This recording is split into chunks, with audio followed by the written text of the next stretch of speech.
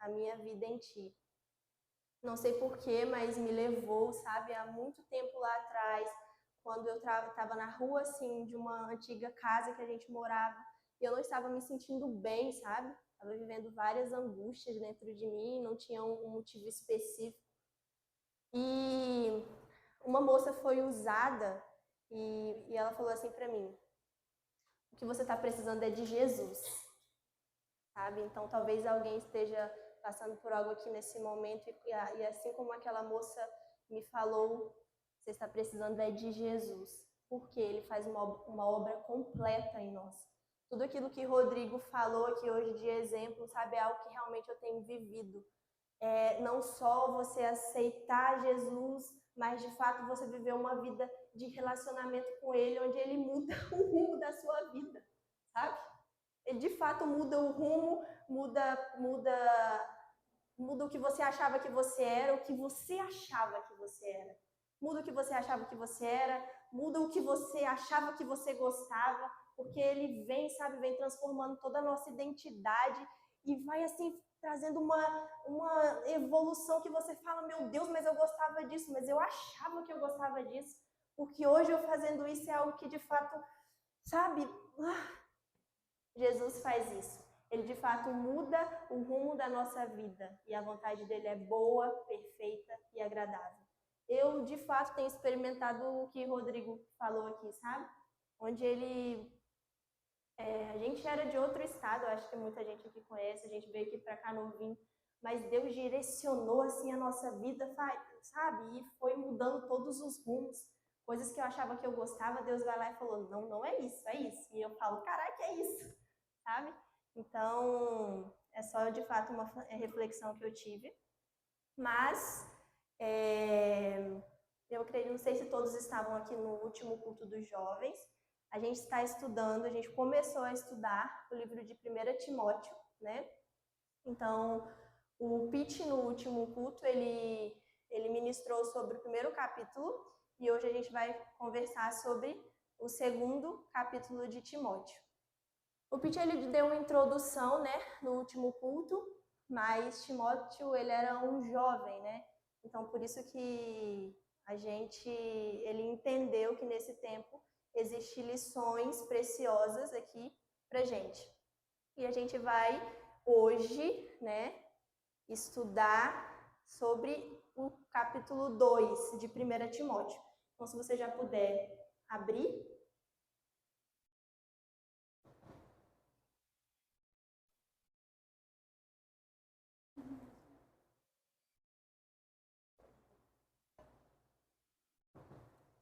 No segundo capítulo, a gente vai ver Paulo orientando a Timóteo acerca do culto público, né?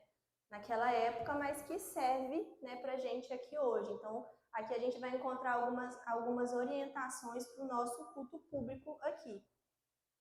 A gente vai ver também que ele faz algumas recomendações sobre a oração e a gente vai ver também que ele recomenda algumas posturas que ele fala, né, algumas posturas corretas tanto para os homens quanto para as mulheres.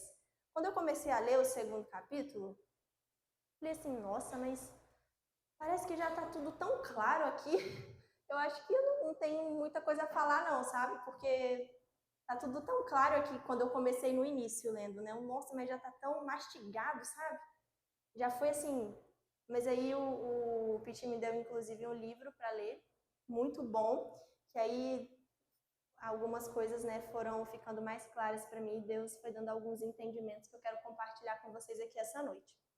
Vamos lá. A gente vai decorrendo e aí a gente vai parando em alguns versículos, mas agora a gente vai ler o primeiro versículo que fala: antes de tudo, vocês podem repetir comigo? Antes de tudo, recomendo que se façam súplicas, orações, intercessões e ação de graças por todos os homens, pelos reis e por todos os que exercem a autoridade.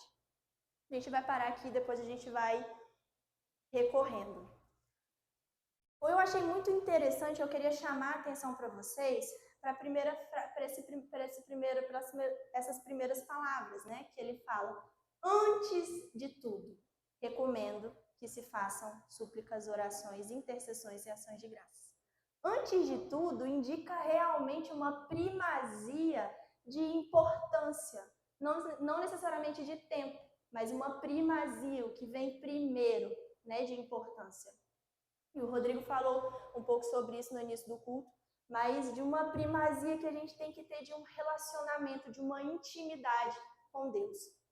E eu vou dar para vocês 2 exemplos, né? Um deles está na palavra e o outro de algo que de fato aconteceu comigo essa semana, que me fez entender ainda mais, sabe, o que essas 2 palavrinhas têm de tão importante, o antes de tudo. E aí a gente vai lá em Atos, capítulo 6, e a gente vai ler do 1 ao 4.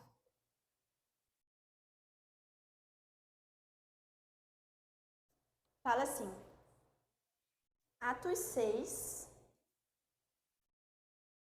do 1 ao 4. Naqueles dias, crescendo o número de discípulos, ou seja, a gente tem aqui um contexto em que a igreja naquele dia estava crescendo o número de discípulos. Os judeus de fala grega, entre eles, queixaram-se dos judeus de fala hebraica. Aqui a gente vê um segundo ponto de que estava ocorrendo, muito provavelmente aqui, uma murmuração e uma quebra de comunhão, né? Porque eles estavam se queixando. Seguindo, porque suas viúvas estavam sendo esquecidas na distribuição diária de alimento.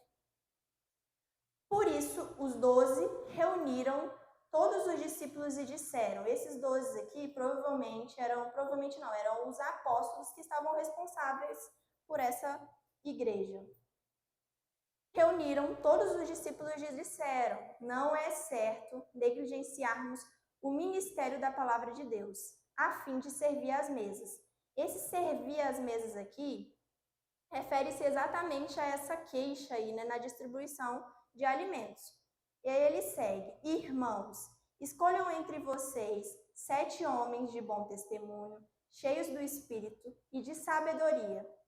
Passaremos a eles essa tarefa e nos dedicaremos à oração e ao ministério da palavra.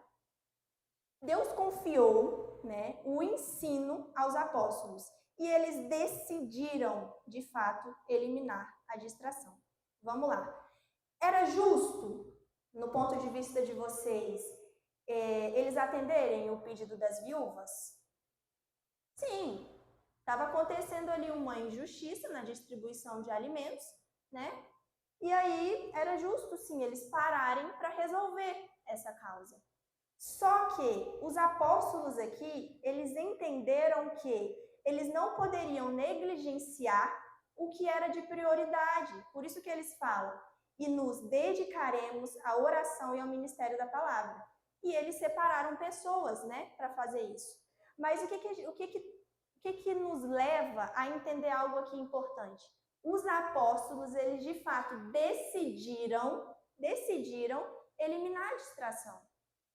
Aquilo ali era algo que realmente precisava ser resolvido, mas de alguma forma era algo para distrair, e vai existir isso na nossa vida, sabe? Diariamente. Vai existir situações que de fato vão ser distrações para o que a gente precisa ter de primazia de importância. Essa semana aconteceu algo interessante comigo que me fez ainda mais refletir nesse texto. Eu estava precisando resolver uma questão lá do meu plano de saúde, que precisa ser resolvida, era algo realmente que eu preciso resolver. E estava me trazendo, sabe, uma angustiazinha, porque eu precisava resolver e não estava conseguindo resolver. E aí eu fui dormir, enviando uma mensagem para uma pessoa que talvez iria me ajudar. Primeira coisa, quando eu abri o olho no dia, foi lembrar disso. Será que fulano me respondeu?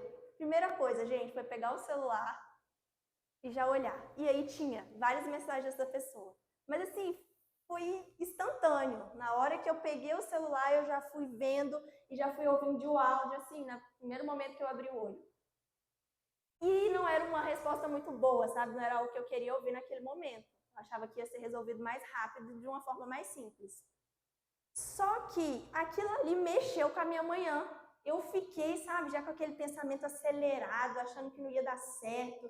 E já acordei assim, sabe, naquela angústia. E tirou, enfim, já fui fazer meu café da manhã daquela forma, sabe, já com aquele pensamento acelerado. E aí eu só consegui, de fato, desacelerar e ficar mais em paz quando eu parei para fazer o devocional e orar. E aí, no final da tarde, as coisas foram se resolvendo e, enfim. No outro dia, aconteceu praticamente a mesma situação. Eu fui dormir, mas já com esse entendimento de antes de tudo. E aí o telefone tocou. Inclusive, era essa mesma moça que estava me ajudando nessa situação. E eu acordei com ela me ligando. Mas eu falei, Deus, eu acho que eu entendi. Eu acho que eu entendi. Eu preciso sim resolver essa situação. Mas antes de tudo, eu de fato preciso ter uma primazia de importância do Senhor no meu coração.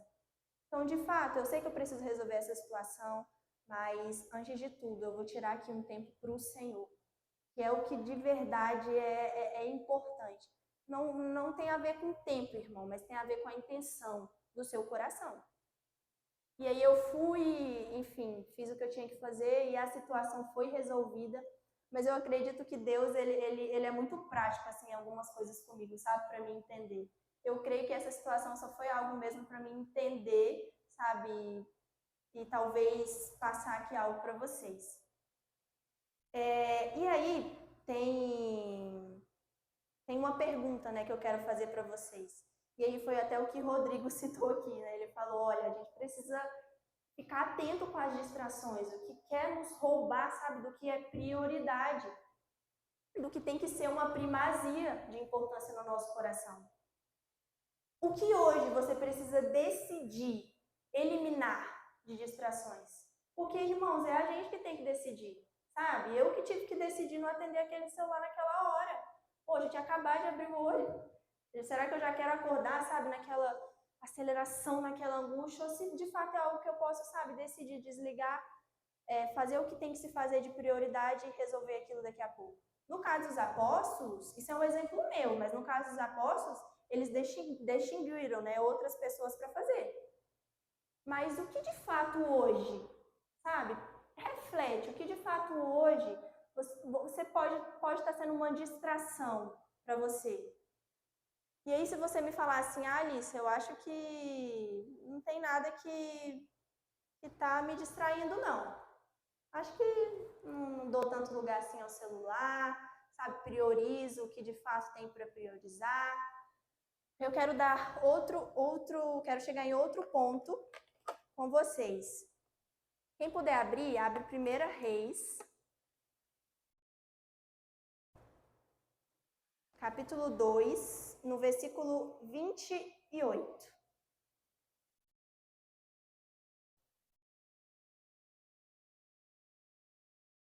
Sabe por quê, irmãos? Às vezes a gente acha que a gente está bem demais, sabe? Eu já passei por situações assim, já orei ontem, orei muito, sabe? Estou em dia com o meu plano. E aí você acha que talvez você não tem nada, sabe? Que está te distraindo. Mas para esse segundo público, eu queria dizer que, cuidado. Cuidado para que você acabe não negligenciando. A gente tem um exemplo aqui, a gente não vai entrar muito nos detalhes, é só uma chave mesmo para que a gente venha entender melhor o contexto. Mas no versículo 28, fala bem assim: quando a notícia chegou a Joabe, que havia conspirado com Adonias, ainda que não com Absalão. Esse é um versículo um pouco difícil, mas eu vou tentar fazer com que vocês entendam o contexto histórico aqui dessa situação. Vamos lá. Conspirado tem o mesmo significado que tramou. Então ele fala assim, ó, quando a notícia chegou a Joabe, que havia tramado, né, com Adonias, ainda que não com Absalão. O que estava acontecendo aqui nessa história? Davi tinha acabado de morrer e ele tinha nomeado Salomão a rei, né? Salomão era o filho mais novo dele. Porém, Davi ele tinha um outro filho, que é o que cita aí no versículo, que é o Adonias. Adonias, ele era o filho mais velho, mas Davi não havia nomeado o filho mais velho. Ele nomeou Salomão, o filho mais novo. E aí vai haver, que se vocês quiserem depois ler a história, é uma história bem legal, mas aí tem um outro personagem que vai falar quando a notícia chegou a Joabe. É em Joabe que a gente vai prestar atenção aqui hoje. Joabe, ele era o ex-capitão do exército real, na época de Davi. Qual que é o ponto-chave que a gente precisa entender aqui?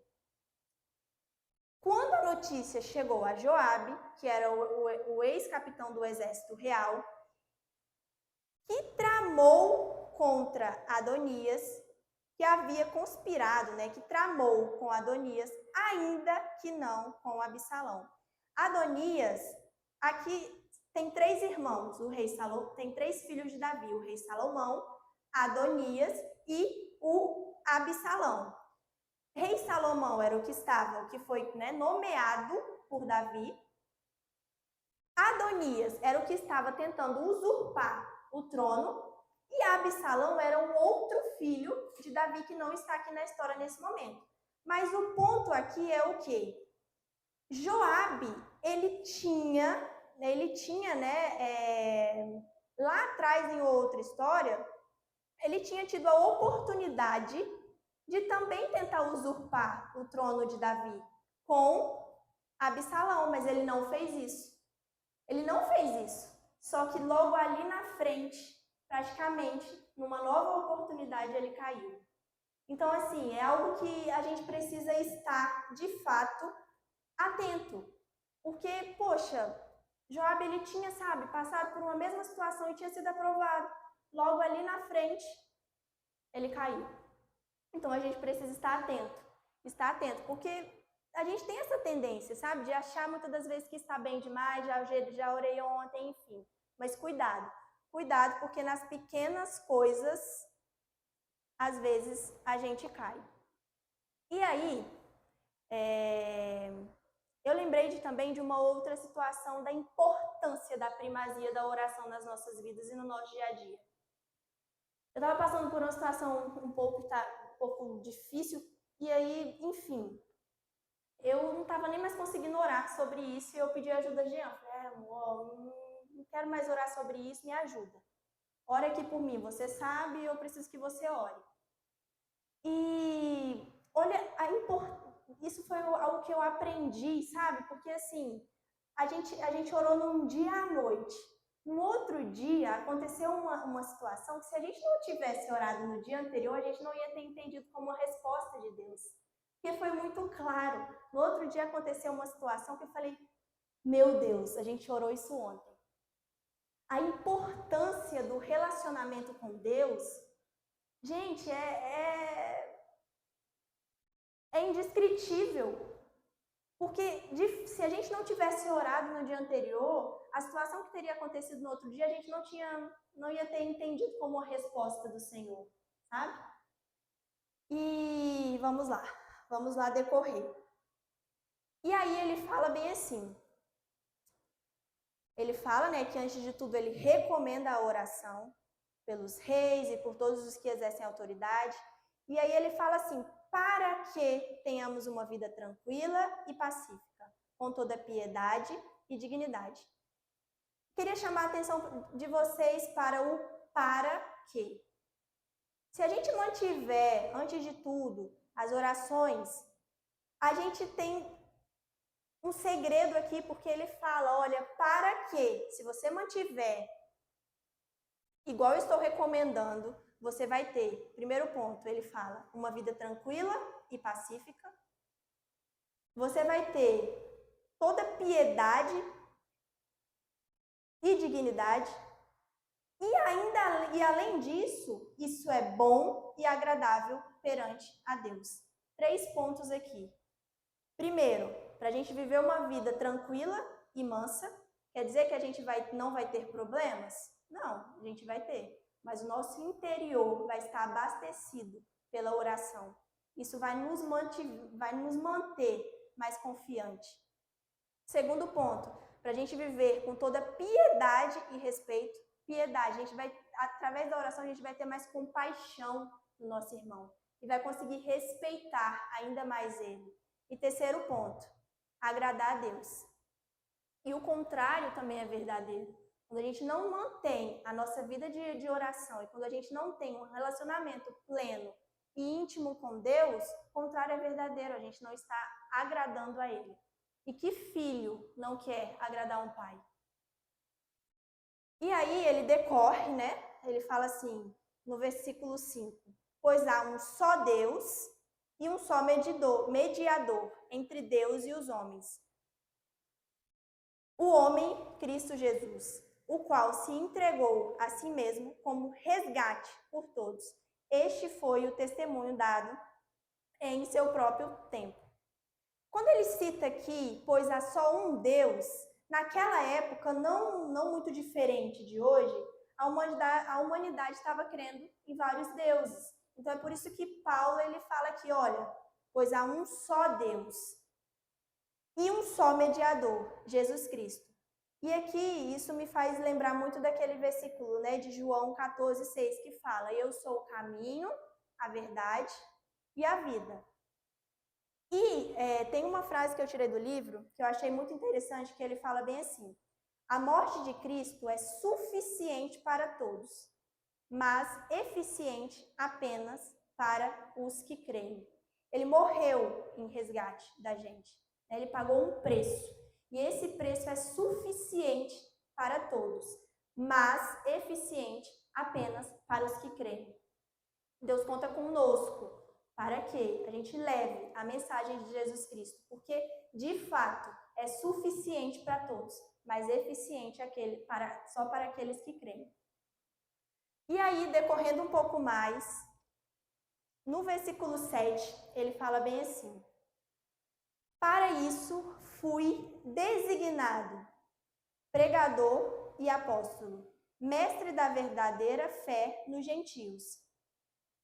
O significado da palavra designado é chamado para, intitulado, qualificado para algo. Ou seja, Jesus, ele designou Paulo para pregador, apóstolo e mestre.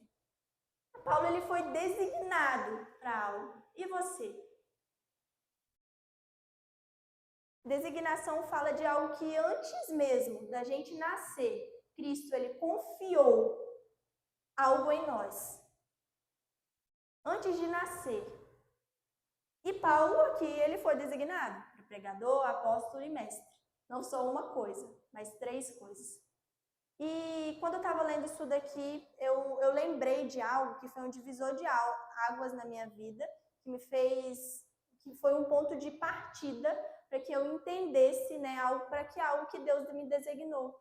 Inclusive com características que eu já tinha. Porque não pense em você que por você ser feliz demais, ou por você ser agitado, ou por você ser pacífico, Deus não vai te usar. Porque a gente tem essa tendência, principalmente jovem.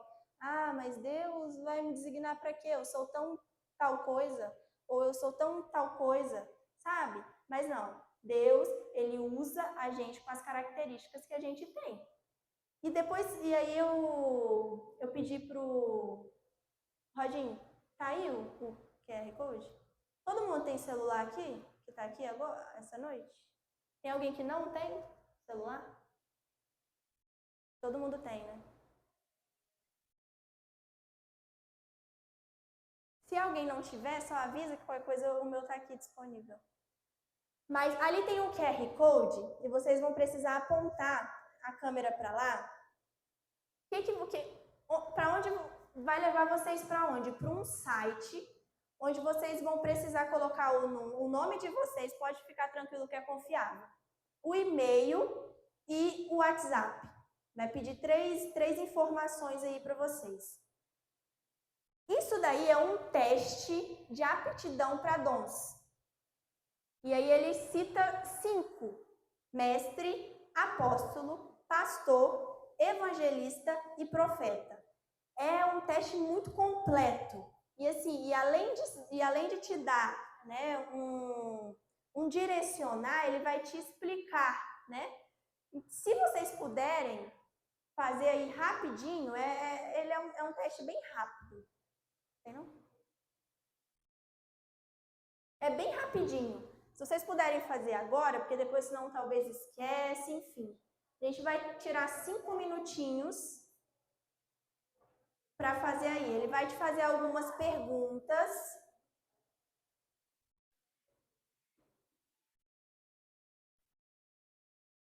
Você vai respondendo conforme, né?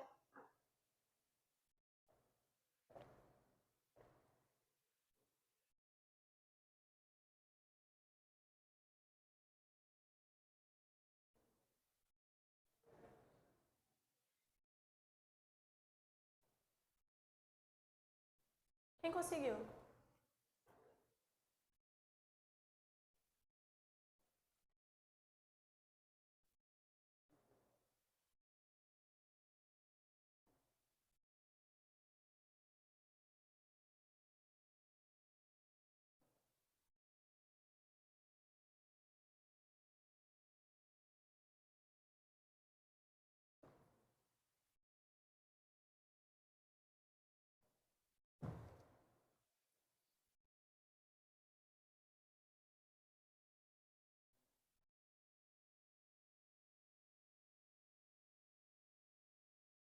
A minha intenção que vocês façam isso daí é justamente para ser um ponto de partida para algo que vocês vão desenvolver, né, quando sair daqui.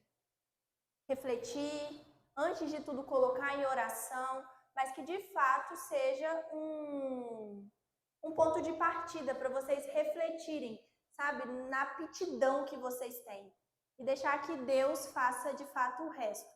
Mas foi algo que me ajudou, sabe, que me acendeu um alerta para algumas características minhas, para algo que eu precisava, sabe, colocar em oração, para algo que de fato eu precisaria desenvolver, sabe, para conseguir agradar a Deus com o que Ele esperava de mim. Então, e algo que vai te trazer entusiasmo também, porque você vai se ver, né?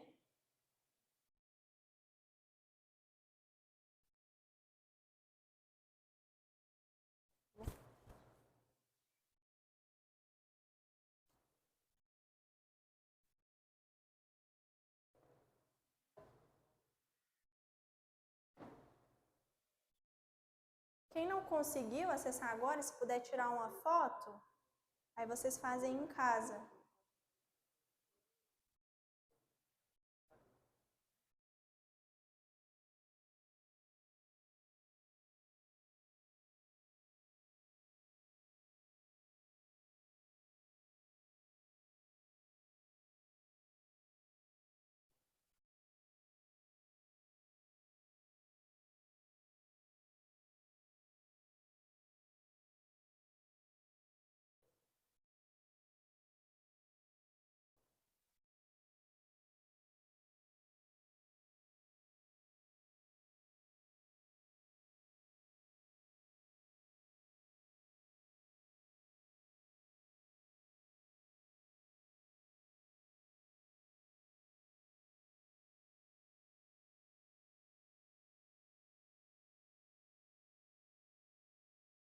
Conseguiu acessar? Conseguiu, né?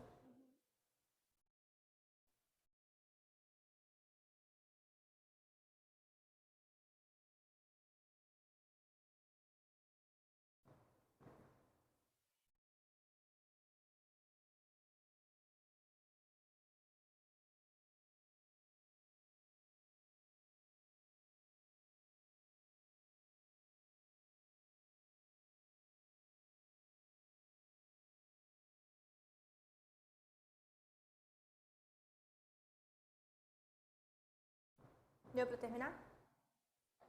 Deu?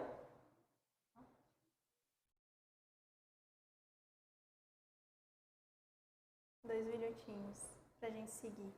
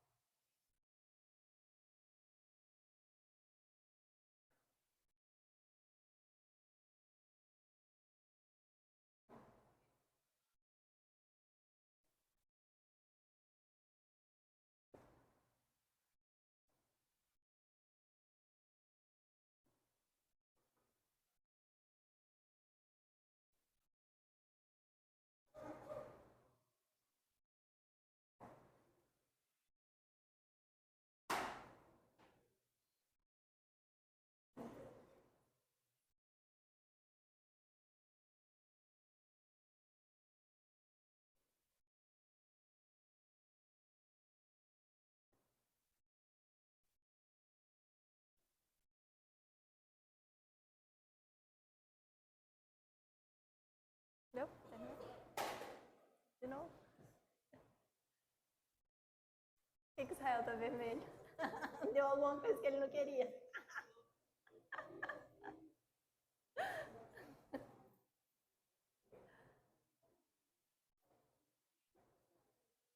Todas as vezes que eu particularmente fiz, deu a mesma coisa.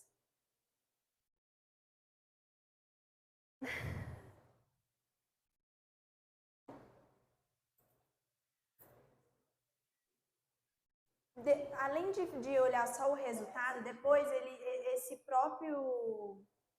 próprio site ele vai te dando alguns entendimentos sobre cada área, tá vendo? Por exemplo, se o seu deu determinada coisa, você vai clicando e vai lendo sobre isso, ele vai te dar alguns versículos, né?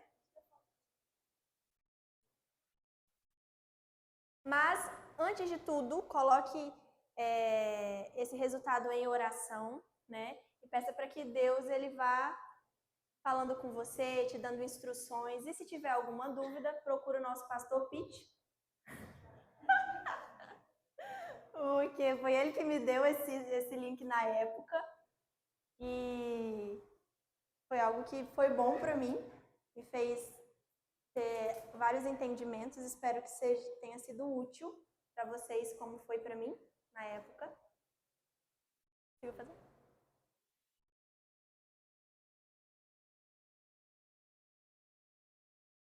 A gente pode seguir? Depois vocês leem com calma. Tem instruções bem bacanas aí.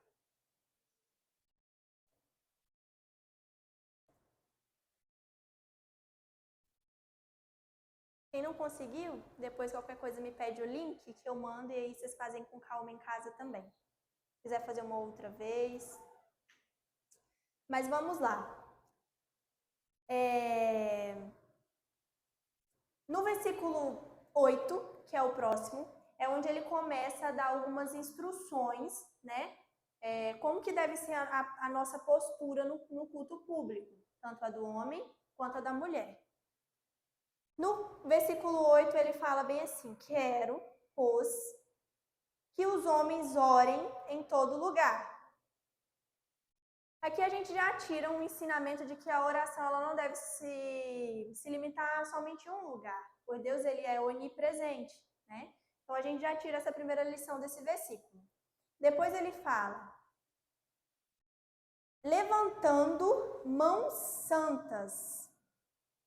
Levantando mãos santas. Era costume dos judeus levantar as mãos. Porém, orar em pé e com as mãos levantadas pode variar de cultura para cultura. Tem cultura que realmente as pessoas oram com as mãos levantadas, ou outras que oram ajoelhadas, né? Não é uma regra. Mas o que deve chamar a nossa atenção aqui é o quê? Que o que conta na oração não é somente as nossas mãos levantadas, não é somente uma postura física, mas de uma atitude interior. Por isso que Paulo ele frisa aqui, ó, levantando mãos santas. Tem a palavra santas aqui. Você pode sim levantar suas mãos. Até porque o levantar de mãos, ele né, nos leva a um fato de adoração. Eu já vi algo que fala que quando a gente levanta a mão também, a gente está, sabe, de fato sendo como uma criança, né? Que quando uma criança quer o colo do pai, o que ela faz? Levanta as mãos. Né? Então, de fato, levantar as mãos é um ato de adoração. Mas aqui ele faz né, essa colocação, levantando mãos santas. Aí depois ele fala, sem ira e sem discussões. Ou seja, mãos santas, santidade, sem ira, amor e sem discussões, paz. O que a gente pode levar em consideração desse versículo? Para a gente fazer uma autoanálise, né? A gente fazer uma autoanálise, porque aqui a gente pode fazer uma autoavaliação da gente mesmo, mãos santas, quer dizer, santidade, né? De fato, como que está a nossa santidade? Será que tem algum pecadinho ali, né? E a gente pode fazer uma reconciliação, está aí para todos nós, né? De fato, nos lavar, nos remir, sabe? Tirar toda a ira do nosso coração, que talvez possa existir, né? Somos humanos, se livrar de toda contenda, né? Preferir um coração em paz com os nossos irmãos, com nós mesmos, né? Então aqui há 3 impedimentos de orações, mas também há virtudes de orações que a gente pode levar em consideração. Vamos lá para a gente prosseguir. Versículo 9. Da mesma forma, igualmente, né, quero que as mulheres se vistam modestamente, com decência e discrição, não se adornando com tranças e com ouro, nem com pérolas ou com roupas caras, mas com boas obras, como convém às mulheres que declaram adorar a Deus. Abastardas, né, que é um nome assim meio confuso, mas as ricas, né, daquela época, elas gastavam o seu tempo com coisas fúteis e muitas delas investiam todo o seu tempo em cuidar da beleza exterior e se esquecia da beleza interior. Por isso que Paulo frisa aqui no final do versículo assim, ó, como convém, vamos lá, mas com boas obras, como convém as mulheres que declaram adorar a Deus. O que Paulo estava dizendo aqui? Ó, vocês mulheres crentes que adoram a Deus, não devem imitar esse modelo aí não, que está sendo exposto né, no nosso caso no mundo. Então, assim, existe uma proibição aqui? Olha, eu proíbo vocês de usarem joias e ouros? Não. Mas aqui Paulo está tentando nos ensinar o quê? Não há nenhum incentivo, né, para que as mulheres elas de fato sejam relaxadas aqui, mas que haja um equilíbrio e um bom senso, porque de nada vale uma beleza exterior sem uma beleza interior com boas obras. A gente tem de exemplo, né, a mulher de Provérbios 31. Ela tinha bom gosto para se vestir, ela cuidava do seu corpo, mas ela também praticava boas obras. É uma questão de equilíbrio. Não é uma proibição, mas é um bom senso, um equilíbrio. Amém? E aí, já para a gente decorrendo para o final, ele fala bem assim. Esses versículos são um pouco polêmicos. Então, assim, eu convido, tem muito material na internet, vídeos que discorrem sobre esse tema. Não vai dar pra gente aqui, sabe, ser muito detalhista, porque de fato é um tema muito extenso, mas eu quero passar para vocês de forma bem resumida o meu entendimento, né, sobre esses versículos. Eles falam bem assim: a mulher deve aprender em silêncio, com toda a sujeição. Não permito que a mulher ensine, nem que tenha autoridade sobre o homem. Esteja, porém, em silêncio. Pesado, né? Nos livros que a gente tem estudado, né, das mulheres, a Juliana, ela tem nos ensinado bastante sobre a submissão. E é algo que, de fato, nos protege, né? Quando a gente tem um entendimento correto sobre a submissão. Mas aqui ele está falando assim, olha, não permito que a mulher ensine. O que eu estou fazendo aqui? Né? Praticamente, talvez, tentando ensinar algo para vocês. Então, a gente deve levar em consideração que a gente não pode deduzir dessas palavras de Paulo que a mulher não deve ensinar em hipótese alguma. Porque a gente tem vários exemplos no Novo Testamento, enfim, que as mulheres, de fato, elas eram usadas para ensinar. Porém, aqui fala bem aqui, ó, nem que tenham autoridade sobre o homem. O que ele está tentando demonstrar aqui? E aí tem muito material que, de fato, quem quiser, né, ir mais a fundo nesse entendimento pode estudar.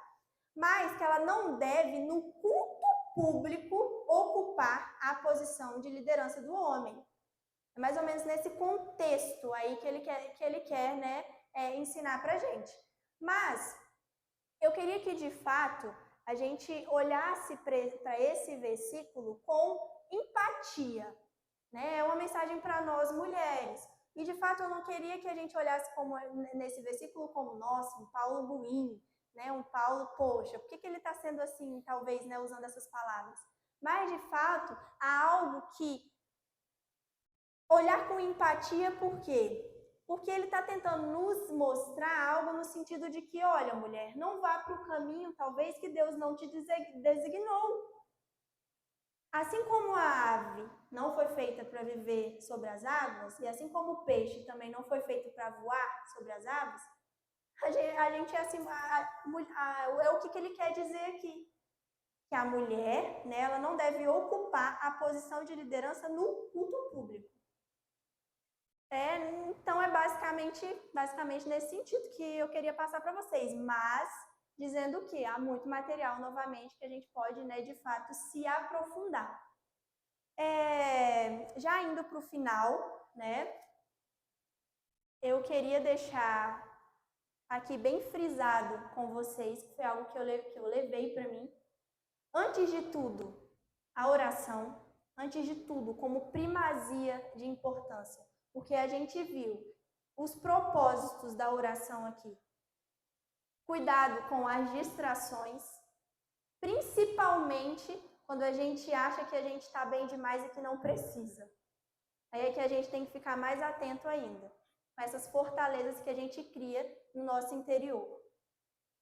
Terceiro ponto, mastiguem bem esse material do QR Code, né? Leiam, se dedique, coloque o resultado em oração, sabe? Para que, de fato, Deus vá abrindo a mente, sabe? Vá te transicionando, talvez, para um novo tempo, né? Com um novo entendimento do que você tem aptidão. Amém? E, dever de casa, já lê o capítulo 3 de Timóteo, né? Porque será a próxima ministração. Amém? Vamos colocar de pé.